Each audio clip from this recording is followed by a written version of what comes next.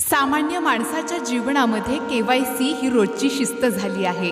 5-10 हजार रुपये असलेला खातेधारक सुद्धा आधार आणि पॅनच्या धाग्यांमध्ये अडकतो। बँकेत जाऊन रांगेत उभा राहतो, कागद मागतो, भरतो, खात्याची चौकशी सहन करतो। पण जरा विचार करा, गेल्या 20-25 वर्षात महाराष्ट्राच्या इतिहासात किती घोटाळे झाले, किती हजारो कोटींनी जनतेचे पैसे उडाले। कधी एखाद्या देवमाणसासारख्या राजकीय नेत्याला त्याच्या खात्यासाठी आधार पॅन जोडण्याची सक्ती झाली आहे का?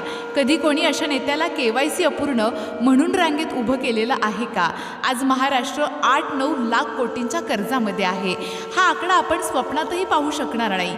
एकीकडे कर्ज काढायचं, दुसरीकडे खिशात घालायचं, घोटाळा करायचा, तोही खिशात घालायचा। 13 कोटी जनता हा भार वाहते आहे। जरा हिशोब लावा, तुमच्यावर किती देणं आहे?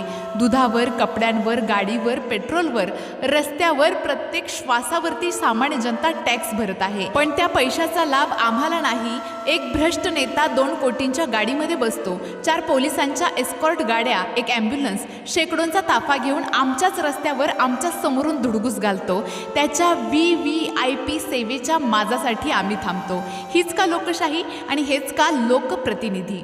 जनतेला KYC, त्यांना फक्त VIP, जनतेला टॅक्स, त्यांना फक्त ताफा, जनतेला कर्जाचा भार आणि त्यांना फक्त कोट्यावधींचा उधळपट्टीसाठीचा संसार। आणि अजूनही आपण शांत आहोत, कारण देणं ना घेणं आणि KYC करून येणं।